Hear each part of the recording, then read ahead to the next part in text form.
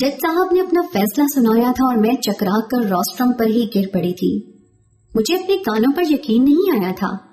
मैं हार गई थी, ना सिर्फ ये केस बल्कि अपने खून के रिश्ते भी। जो कभी सोचा भी नहीं था वो हो गया था। मुझे उम्र कैद की सजा सुना दी गई थी। मैंने एक नजर कतार में बैठे अपने बाप और भाई पर डाली, जिनके चेहरों पर मेरे लिए अजनबियत थी। ऐसा लग रहा था जैसे वो मुझे पहचानते ही नहीं हो। मैं उन्हें पुकारना चाहती थी, रोना चाहती थी, लेकिन मेरे पुकारने से पहले ही वो दोनों खामोशी से उठकर कमरा अदालत से निकल गए थे। उन्होंने ना ही मुझसे कोई बात की थी और ना ही एक नजर मेरी बेबस हालत पर डाली थी। मुझे अपने सगे रिश्तों से ऐसी उम्मीद हरगिज भी नहीं थी। मेरे अंदर कहीं कुछ छन से टूटा था। लेडी कांस्टेबल ने मुझे हथकड़ियां लगाकर अपने साथ घसीटना शुरू कर दिया था। वो जज्बात और एहसासात से आ रही एक पुलिस वाली थी जिसे इस बात से कोई फर्क नहीं पड़ता था कि मुझ पर इस लम्हे क्या कयामत गुजर रही है। मेरी पूरी दुनिया पलट कर रह गई थी और उसे बाहर खड़े मीडिया वालों की फिक्र थी। बाहर मीडिया के नुमाइंदे अपने कैमरों और माइक के साथ मौजूद थे, इसलिए मेरे चेहरे पर काला कपड़ा डाल दिया गया था। चारों तरफ से सवालात की यलगार हो रही थी और मैं बेयारो मददगार बस खींची चली जा रही थी।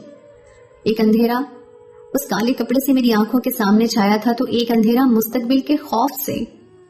अब कोई मेरा नहीं था, बस मैं थी और मेरे साथ मेरा खुदा। मुझे उम्र कैद की सजा हुई थी और मैं अच्छी तरह वाकिफ थी कि मुझे सारी जिंदगी तन्हा जेल की सलाखों के पीछे काटनी होगी।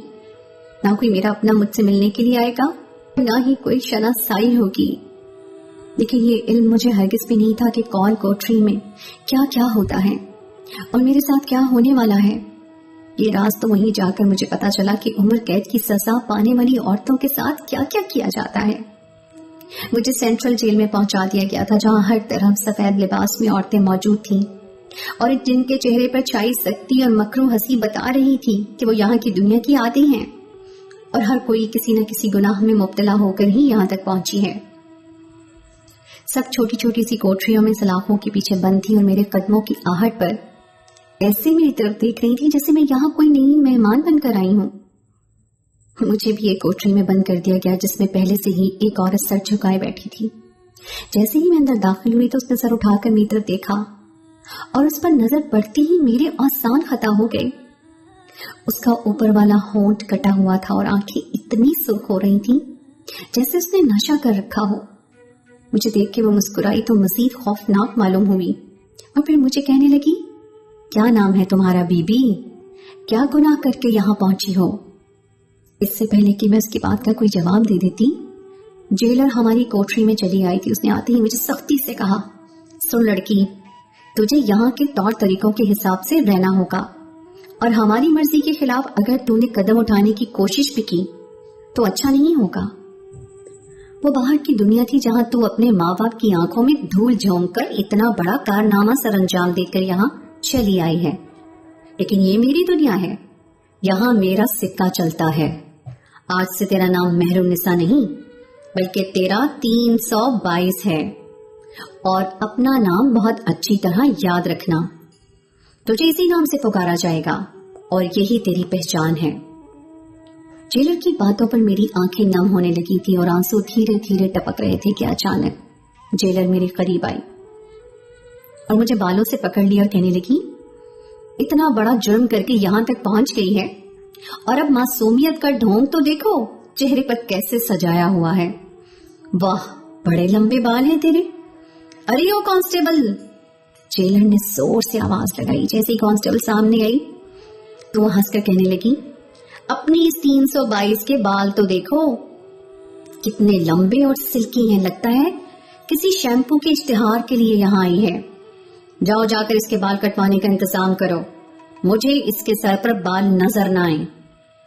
जेलर की बात सुनकर मेरे होश उड़ गए थे। मैंने रोते हुए कहा कि क्यों, मेरे बाल क्यों कटवाए जाएंगे?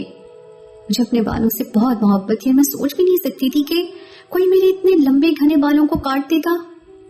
मेरी बात सुनते ही जेलर ने एक जोरदार थप्पड़ मेरे मुंह पर मारा और कहने लगी, अभी तुझे समझाया था ना कि ये मेरी दुनिया है और यहाँ मेरा सिक्का चलता है। तेरी हिम्मत भी कैसे हुई जबान दराजी करने की? तू यहाँ किसी फिल्म में काम करने नहीं आई है जो इतने लंबे बाल लेकर घूमेगी। इनको धोने में इतना पानी भी खर्च करेगी और वक्त भी। यहाँ और भी बहुत दूसरे से काम होते हैं। अभी तो तेरे शुरू के दिन है, तू आराम कर। आहिस्ता आहिस्ता तुझे पता चलेगा कि यहाँ तो तुझे क्या क्या करना होगा। जेलर की बात सुनकर मेरे होश उड़ गए थे। अब तक तो मैं अपने घर वालों की जुदाई का मातम मना रही थी और सोच रही थी कि इस जेल में सारी जिंदगी में कैसे तन्हा जिंदगी गुजारूंगी, लेकिन अब तो एक नई मुसीबत मेरे सर पर आ गई थी। मैंने सोचा भी नहीं था कि जेल आकर मुझे ये सब कुछ भुगतना पड़ेगा। मेरी कोठरी में मौजूद दूसरी औरत मेरे करीब आई और आहिस्ता से झुककर कहने लगी, फिक्र न कर बीबी, तुझे भी यहाँ रहने की आदत हो जाएगी। आई तो तू कुंवारी है, लेकिन वो दिन दूर नहीं जब तू बच्चों की माँ भी बन जाएगी और तुझे पता भी नहीं चलेगा। उसकी बात सुनकर मेरी रूह की हड्डी सनसना उठी थी, क्योंकि मुझे उसकी बात का वाज़ेह मतलब तो समझ नहीं आया था, लेकिन मैं इतना जरूर जानती थी कि वो किसी गलत बात की तरफ इशारा कर रही है। मैंने हकलाते हुए कहा कि आप क्या कहना चाह रही हैं? मैं गैर शादीशुदा लड़की हूँ, मेरे बच्चे कैसे हो सकते हैं? मेरी बात सुनकर वो जोर जोर से हंसती और कहने लगी, अभी तू यहाँ नई नई आई है, कुछ दिन रहेगी तो यहाँ के कायदे कानून भी सीख जाएगी और तौर तरीके भी, और यहाँ की इन काली बातों से भी पर्दा उठ जाएगा जिससे फिलहाल तू नावाकिफ है। ये कहकर वो कोठरी के एक तरफ पड़े बिस्तर पर जाकर खामोशी से लेट गई और थोड़ी ही देर के बाद कांस्टेबल एक औरत को लेकर चली आई, जिसने मेरे लाख शोर मचाने के बावजूद भी मेरे लंबे लंबे बालों को सिरे से काट कर मुझे गंजा कर दिया। मैं उम्र कैद की सजा के पहले दिन ही गंजी हो चुकी थी और अपने फर्श पर बिखरे लंबे बालों को देखकर अपनी बेबसी पर सिवाय आंसू बहाने के मेरे पास कोई चारा नहीं था। जेल की पहली रात बहुत ही भयानक थी। छोटे छोटे चूहे इधर से उधर भागते फिर रहे थे और झींगरों की आवाजों ने मेरा दम निकाल दिया था। मुझे तो कीड़े मकोड़ों से बहुत ज्यादा डर लगता था, और यहाँ आला नस्ल के झींगर थे जिनके साइज देखकर ही मेरी चीखें निकल रही थी। कुछ देर तक मेरा शोर बर्दाश्त करने के बाद मेरी कोठरी में सोई हुई दूसरी औरत उठकर बैठ गई और कहने लगी, तेरा दिमाग खराब है क्या? इतना शोर क्यों डाल रखा है? छोटे छोटे चूहे ही तो हैं, ये भी यहाँ हमारे साथ ही रहते हैं। अब खामोशी से सो जा। ये कहकर वो तो दोबारा सो गई थी, लेकिन नींद मेरी आंखों से कोसों दूर थी। मैं इस जगह सोना तो दूर, लेटने के बारे में भी नहीं सोच सकती थी। वो काला फर्श, इधर उधर भागते चूहे और बड़े बड़े झींगर मेरे चारों तरफ मौजूद थे। ना चाहते हुए भी मेरी आंखों से आंसू बहते ही चले जा रहे थे। मैं यहाँ कैसे अपनी सारी जिंदगी गुजार सकती थी, जहाँ कुछ लम्हे भी मेरी जान पर भारी थे। ऐसी ही सुबह हो गई थी और अगली सुबह मुझे बताया गया कि मुझे बर्तन धोने का काम मिला है। जेल में जितने भी वक्त का खाना मिलता था, उन सब के बर्तन धोना मेरी जिम्मेदारी थी। हैरत की बात यह थी कि ये हुक्म मुझे जेलर ने नहीं सुनाया था, बल्कि यहाँ मौजूद एक बूढ़ी मुजरिमा ने बताया था। वही सब में काम तकसीम करती थी और सब उसकी बात सुनने पर मजबूर थे।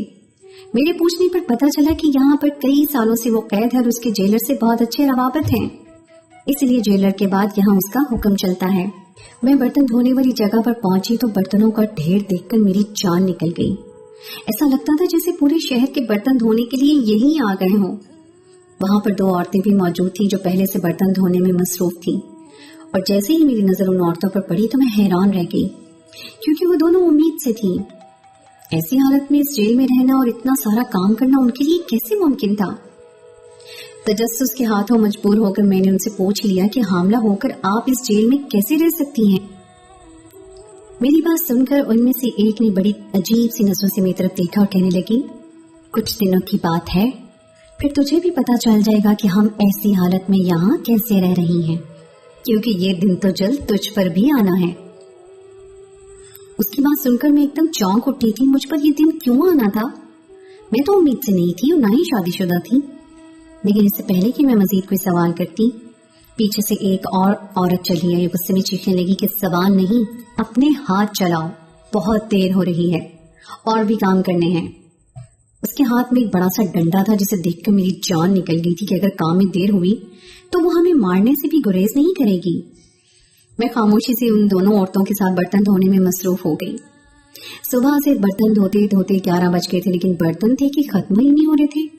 अब फिर मुझे पता चला कि इसके बाद दोपहर के खाने के बर्तन भी हमें ही धोने हैं। मतलब ये था कि आज का सारा दिन मेरा बर्तन धोते धोते ही गुजर जाना था। میں نے کبھی سوچا ہی نہیں تھا کہ جیل کی زندگی کیسی ہوتی ہے، اور یہاں آ کر جب مجھے یہ سب دیکھنے کو ملا تو میں بہت زیادہ حیران رہ گئی تھی۔ سارا دن کام کاج میں گزار کر رات کو جب میں کوٹری میں پہنچی تو میری ساتھ والی عورت کہنے لگی، چل رہی 322، آج کی رات تیری جاگتے ہوئے نہیں گزرے گی۔ تو اس قدر تھک چکی ہے کہ نہ تجھے چوہوں کی فکر رہے گی نہ ہی جھینگروں کی۔ اب دیکھنا تو اس بستر پر لیٹے گی تو تجھے کھٹمل بھی محسوس نہیں ہوں گے اور تم گہری نیند سو جائے گی۔ اس کی بات پر میں دکھ سے مسکرائی تھی کیونکہ وہ سچ ہی کہہ رہی تھی۔ میرا پورا جسم تھک کے چور ہو رہا تھا اور نہ چاہتے ہوئے بھی میں اس بستر پر لیٹنے پہ مجبور تھی جس میں کھٹمل تک موجود تھے۔ بستر پر لیٹتے ہی مجھے وہ دونوں حاملہ عورتیں یاد آئیں تو میں نے اپنی ساتھ والی اس عورت کو آواز دی اور کہا، باجی مجھے بتاؤ کہ جیل میں عورتیں حاملہ کیسے ہیں اور یہاں بچے کیسے پیدا کریں گی؟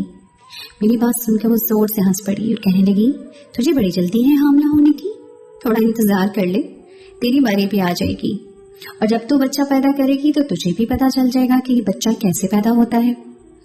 اس کی بات پر میں خاموش ہو گئی تو وہ کہنے لگی، سن تو بتا، اتنی کم عمری اور جوانی میں تو ایسا کیا گل کھلا کر یہاں آئی ہے تو تجھے اتنی بڑی سزا ملی ہے؟ اگر وکیل اچھا کرتی نا تو کبھی جیل کی نوبت نہ آنے دیتی۔ یہ کالے کوٹ والے بابو ہوتے ہیں نا، یہ انسان کے بڑے سے بڑے گناہ کو نیکی بنا کر پیش کر دیتے ہیں۔ تو نے کیوں نہیں کسی اچھے کالے کوٹ والے سے رابطہ کیا؟ ابھی تیری عمر ہی کیا تھی؟ دیکھنے میں تو 19-20 کی لگتی ہے، اور تو ساری زندگی کے لیے جیل میں آ گئی ہے۔ اس کی بات سن کر میں نے ایک سرد آہ بھری تھی۔ میں اسے کیا بتاتی کہ میرے لیے وکیل تو کیا گیا تھا، لیکن اس شہر کا سب سے گھٹیا اور سستا ترین وکیل، جس کی ناقص وکالت کی وجہ سے ہی تو آج میں یہاں جیل کی سلاخوں کے پیچھے تھی، اور مجھ پر یہ ظلم کسی اور نے نہیں بلکہ میرے اپنے ہی باپ نے کیا تھا۔ مجھے اس جرم کی سزا مل گئی تھی جو میں نے کیا ہی نہیں تھا، اور میں چیختی چلاتی رہ گئی تھی، پھر بھی کسی نے میری ایک نہیں سنی تھی۔ میں اس عورت کی بات کا جواب دیے بغیر بستر پر لیٹ گئی تھی۔ ماضی میری آنکھوں کے سامنے گھوم رہا تھا۔ میرا نام مہرالنساء تھا اور ہم 3 بہنوں کا ایک اکلوتا چھوٹا بھائی تھا۔ میرے ابا کی آنکھوں میں ہم تینوں بیٹیوں کا وجود کھٹکتا تھا، کیونکہ میرے ابا کو بیٹیاں بالکل بھی پسند نہیں تھیں، اور جب تک صرف ہم تینوں بہنیں تھیں انہوں نے اماں کی اور ہماری زندگی اجیرن بنا رکھی تھی۔ لیکن جب ہمارے گھر بھائی کی پیدائش ہوئی تو ابا خاموش ہو گئے اور ان کی ساری توجہ، پیار اور محبت بھائی کے لیے وقف ہو گئی۔ سالوں ہم نے اپنے باپ کے تانے سنے تھے، اور بھائی کی پیدائش کے بعد ہماری زندگی میں سکون آ گیا تھا۔ ہم تینوں بہنیں ایک سرکاری اسکول میں پڑھتی تھیں، لیکن ابا نے ہمارے بھائی کو ایک بہت ہی اچھے پرائیویٹ اسکول میں داخل کروایا تھا۔ ہم تینوں بہنیں زندگی کی ضروریات کے لیے ترستی تھیں، اور ہمارا بھائی اپنی بڑی سے بڑی خواہش بھی چٹکیوں میں ابا سے پوری کروا لیا کرتا تھا۔ ہم تینوں بہنوں کو پھر بھی اپنے بھائی سے بہت محبت تھی۔ ابا نے اس کا نام شان رکھا تھا، اور باقی ہم دونوں بہنوں کی وہ شان ہی تھا، ہماری آنکھوں کا تارا تھا۔ ہم سب اور خاص کر ابا بے جا لاڈ پیار کر رہے تھے اس سے، جس سے وہ بہت بگڑ چکا تھا۔ وہ بہت ہی ضدی اور جھگڑالو ہو چکا تھا۔ گھر سے باہر نکلتا تو کسی نہ کسی بات پر اس کا کسی سے جھگڑا ہو جاتا، بنا لڑائی کیے تو وہ کبھی گھر لوٹ کر ہی نہیں آیا تھا۔ یہ سلسلہ بچپن سے جو شروع ہوا تو وہ 17 سال کا ہو گیا، لیکن پھر بھی اس کے جھگڑے ختم نہ ہوئے۔ گھر میں آئے روز کوئی نہ کوئی اس کی شکایت لے کر آتا، اور ابا اسے سمجھانے کے بجائے شکایت لگانے والے کا جینا مشکل کر دیتے۔ اماں جب شان کو سمجھانے کی کوشش کرتی تو ابا اماں کو یہ کہہ کے مارنے لگتا کہ تجھے تو میرا اکلوتا بیٹا برداشت ہی نہیں، تو بیٹی پہ بیٹی پیدا کر کے خوش تھی۔ دن ایسے ہی گزر رہے تھے۔ ایک دن دوپہر کے وقت ہمارے گھر کا دروازہ بجا اور میں نے دروازہ کھولا تو ایک 23-24 سال کا لڑکا غصے کے عالم میں ہمارے دروازے پہ کھڑا تھا اور شان کے بارے میں پوچھ رہا تھا۔ اس کے تیور دیکھ کے مجھے اندازہ ہو رہا تھا کہ شان نے ضرور کوئی بڑا غلط کام کیا ہے، جبھی وہ لڑکا اتنا شدید غصے میں ہے۔ شان اندر کمرے میں سو رہا تھا۔ میں نے اس لڑکے سے جھوٹ کہہ دیا کہ میرا بھائی گھر پر نہیں ہے۔ وہ پلٹ کر تیز تیز باہر نکل گیا۔ میں نہیں چاہتی تھی کہ کوئی لڑائی جھگڑا ہو اور پھر گھر کا ماحول خراب ہو، اس لیے میں نے یہ جھوٹ کہا تھا، لیکن اس لڑکی کی آواز پر شان کی آنکھ کھل گئی تھی۔ اس کے نکلتے ہی شان میرے پاس آیا، کہنے لگا کہ دروازے پہ کون تھا۔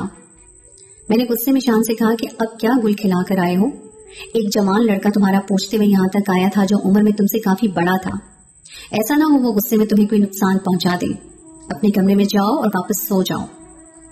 میری بات سنتے ہی شان کو اچانک غصہ آ گیا، کہنے لگا میں نے چوڑیاں تھوڑی پہن رکھی ہیں کہ کوئی لڑکا میرے دروازے پہ آ کر شور مچائے گا اور میں کمزور عورت کی طرح برداشت کر لوں گا۔ یہ کہہ کر اس نے ابا کے دراز سے ریوالور نکالا اور اس لڑکے کے پیچھے پیچھے گھر سے نکل گیا۔ شان کو ریوالور کے ساتھ جاتا دیکھ کے میری چیخ نکل گئی۔ میں نے اماں کو آواز دے کر سارا معاملہ بتایا، خود بھی اس کے پیچھے بھاگی۔ میں جانتی تھی کہ وہ جذباتی ہے اور غصے میں کچھ بھی غلط کر سکتا ہے۔ وہ لڑکا زیادہ دور نہیں گیا تھا، ہمارے گھر سے کچھ آگے ہی تھا۔ گرمی کی وجہ سے چاروں طرف سناٹا تھا۔ جب تک میں اس کے پاس پہنچی ان دونوں کے درمیان جھگڑا عروج پا چکا تھا، اور اس سے پہلے کہ میں اپنے بھائی کو کچھ سمجھاتی، گولی اس لڑکے کے سینے میں پیوست ہو گئی تھی۔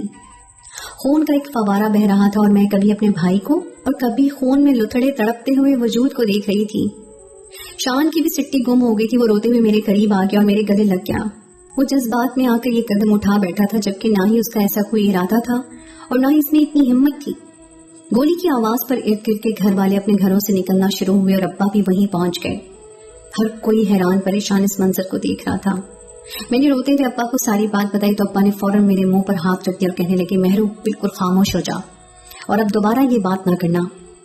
محلے والوں نے ایمبولینس کو کال کر دی تھی۔ ایمبولینس اس لڑکے کو لینے کے لیے آ گئی تھی اور پتہ چلا وہ لڑکا موقع پہ ہی دم توڑ گیا تھا۔ پولیس بھی اطلاع پہنچ گئی تھی، لیکن پولیس کے آنے سے پہلے ابا نے مجھے پہلے سے کہہ دیا کہ اپنے بھائی کا نام نہیں لینا۔ ابا نے سب کو یہی کہا تھا کہ وہ لڑکا میرا عاشق تھا جو مجھ سے ملنے کے لیے آیا تھا۔ میں نے محبت کے نام پر اسے کافی پیسے لیے تھے اور اب اسے جان چھڑانا چاہتی تھی، لیکن جب وہ نہ مانا تو میں نے غصے میں اسے گولی مار دی تھی۔ ابا کی یہ کہانی سن کر جہاں محلے والے دنگ رہ گئے تھے، وہی میرے قدموں تلے سے زمین نکل گئی تھی۔ ابا اپنے اکلوتے بیٹے کو بچانے کے لیے مجھے قربان کرنے کا فیصلہ کر چکے تھے۔ میں نے ابا سے کہا کہ مجھ پہ یہ ظلم نہ کریں، میں نے کوئی گناہ نہیں کیا، لیکن ہم تینوں بہنوں کی زندگی سے زیادہ ابا کو شان کی زندگی عزیز تھی، اس لیے ابا نے مجھے پولیس کے حوالے کر دیا تھا اور مجھے کہا تھا کہ میں شان کے خلاف کوئی بیان نہ دوں۔ ابا خود شہر کا بہترین وکیل کر کے مجھے آزاد کروا لیں گے، اور میں بے وقوف اپنے سگے باپ کی باتوں میں آ گئی تھی۔ جب ابا نے کبھی ہماری ضروریات پر توجہ نہیں دی تھی تو مجھے آزاد کروانے کے لیے شہر کے بہترین وکیل کو کیسے ہائر کر سکتے تھے؟ میں جیل کی سلاخوں کے پیچھے تھی اور میں نے ابا کی باتوں میں آ کر اس جرم کا اعتراف کیا تھا جو جرم میں نے کیا ہی نہیں تھا۔ میرے اقبال جرم نے کیس کو بالکل سیدھا سادہ اور آسان بنا دیا تھا۔ مقدمہ عدالت میں چلا، ابا نے ایک سستے سے وکیل کا انتخاب کیا اور بہت آسانی سے ہم یہ کیس ہار گئے اور مجھے عمر قید کی سزا مل گئی۔ میرا وہ باپ جس پر مجھے بڑا مان تھا، اس نے مجھے مٹی میں رون ڈالا تھا اور اپنے بیٹے کا ہاتھ پکڑ کر کمرہ عدالت سے ایسے نکل گیا جیسے مجھے پہچانتا ہی نہ ہو۔ میری اماں تو پہلے ہی ابا کے آگے مجبور تھی۔ اب نہ جانے ابا نے ایسا کیا کہا تھا کہ اماں ایک دفعہ بھی نہیں مجھ سے ملنے آئی اور نہ ہی ہماری کوئی بات ہوئی تھی۔ میں اپنے بھائی کے جرم کی سزا کاٹنے کے لیے جیل چلی آئی تھی۔ میں دن رات اپنی ماں اور بہنوں کو یاد کرتی تھی۔ اگر میرا باپ اپنے بیٹے کے لیے مجھے یہاں پہنچا سکتا تھا تو میری باقی دو بہنوں کے ساتھ بھی کچھ بھی کر سکتا تھا، اور یہی سوچ کر میری جان نکلتی تھی۔ اور اس جیل میں آنے کے بعد تو جو کچھ مجھے دیکھنے کو مل رہا تھا وہ میری توقعات سے کہیں زیادہ بدتر تھا۔ انہی سب سوچوں کے درمیان مجھے کب نیند لگ گئی پتہ ہی نہیں چلا، اور جب صبح آنکھ کھلی تو دوبارہ سے کاموں کا وہی سلسلہ شروع ہو گیا۔ دن ایسے ہی تیزی سے گزرنے لگے اور مجھے یہاں رہتے رہتے 4 مہینے گزر گئے۔ ان 4 مہینوں میں کوئی مجھ سے ملنے کے لیے نہیں آیا تھا۔ البتہ جیل میں عورتوں کا حاملہ ہونا اور بچوں کی پیدائش کا سلسلہ جاری تھا، اور پھر پورے 4 مہینے بعد مجھے یہ راز کھلا کہ جیل میں رہنے والی عورتیں کیسے حاملہ ہو رہی تھیں اور ان کے بچے کیسے پیدا کروائے جاتے تھے۔ ایک رات میں اپنی کوٹری میں سونے کے لیے آئی تو وہی عورت جو اس جیل میں بڑی بنی ہوئی تھی آدھی رات کو میری کوٹری میں آئی، مجھے خاموشی سے اپنے ساتھ چلنے کے لیے کہا۔ میں اس کے پیچھے پیچھے چل پڑی۔ اس نے ایک چور دروازے سے مجھے جیل سے باہر بھیج دیا اور پتہ چلا کہ مجھے ایک رات کے لیے کسی بڑے آدمی کے پاس بھیجا گیا ہے۔ وہ پوری رات میں نے کانٹوں پر گزاری تھی، کیونکہ اپنی مرضی کے خلاف مجھے وہ سب کچھ کرنا پڑ رہا تھا جو میں سوچ بھی نہیں سکتی تھی۔ مجھے بلیک میل کیا گیا تھا کہ اگر یہ بات میں نے کسی کو بھی بتائی تو مجھ پر ہی الزام لگا دیا جائے گا کہ میں نے جیل سے بھاگنے کی کوشش کی ہے۔